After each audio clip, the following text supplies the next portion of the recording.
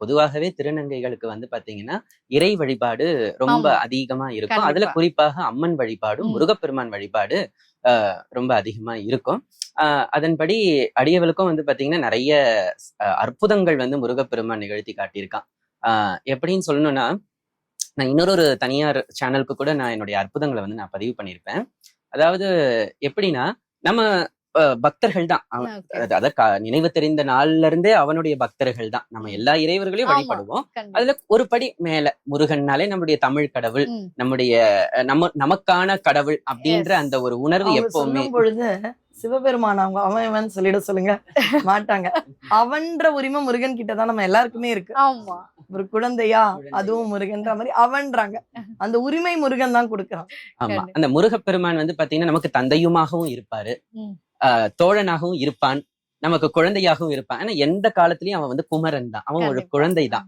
அதனால அந்த உரிமையோட நாம வந்து அந்த ஆண்பால் வினைமுற்று விகுதியோட நம்ம சேர்த்து ஓகே. சொல்றோம், முருகன் தான் சொல்றோம். ஆ. அப்படி இருக்கும் பொழுது எப்படின்னா அவனுடைய வழிபாடு, முருகப்பெருமானின் மீதான அந்த அன்பு, அது என்னமோ தெரியல, ஒரு முருகர் கோயிலுக்கு போகும்பொழுது ஒரு இனம் புரியாத ஒரு தெய்வீகம் நம்மள சூழறதை நம்ம ம். பார்க்கலாம். ஒண்ணுல நம்ம திருப்பூருக்கு போறோம், நம்ம கண்டிப்பா. பாரிஸ் கந்தசுவாமி ம். கோயிலுக்கு போறோம், ஏன் வடபழனி கோயிலுக்கு போறோம்.